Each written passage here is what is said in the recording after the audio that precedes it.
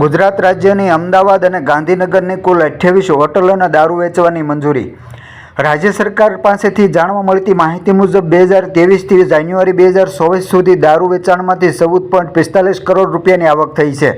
ગુજરાતમાં દારૂબંધી નામ માત્રની છે। રાજ્યમાં દારૂ વેચાણના પરમિટ ધરાવતા હોટલોની સંખ્યા વધતી જ રહી છે। ગુજરાત રાજ્ય સરકારે વિધાનસભામાં પૂછાયેલા પ્રશ્નના લિખિત જવાબમાં જણાવ્યું છે કે અમદાવાદ શહેરમાં હાલ 20 અને ગાંધીનગર શહેરમાં 4 હોટલોના દારૂ વેચવાની પરવાનગી અપાઈ છે। સાથે જ ગ્રામીણ વિસ્તારમાં અમદાવાદમાં 2 અને ગાંધીનગરમાં 2 હોટલો પાસે પરમિટ છે।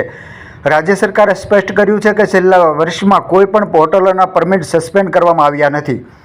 રાજ્ય સરકારે વધુમાં જણાવ્યું કે ફેબ્રુઆરી 2023થી ફેબ્રુઆરી 2024 સુધી દારૂ વેચાણમાંથી 14.45 કરોડ રૂપિયાની આવક થઈ હતી, જ્યારે તાજેતરમાં ફેબ્રુઆરી 2024થી જાન્યુઆરી 2025 દરમિયાન આવક વધીને 19.53 કરોડ રૂપિયા થઈ ગઈ છે।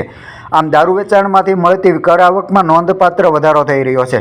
રાજ્યમાં દારૂ આરોગ્ય પરમિટની સંખ્યામાં પણ વધારો જોવા મળી રહ્યો છે। વર્ષ 2024માં આ સંખ્યા વધીને 3.5% વધી છે અને કુલ 45,000 પરમિટ ધારકો નોંધાયા છે। દારૂ પરમિટ મેળવવા માટે ₹4,000ના ખર્ચ સાથે આરોગ્ય તપાસ અને અરજીની પ્રક્રિયા છે, જ્યારે દર વર્ષે ₹2,000ની રિન્યુઅલ ફી ચૂકવવી પડે છે।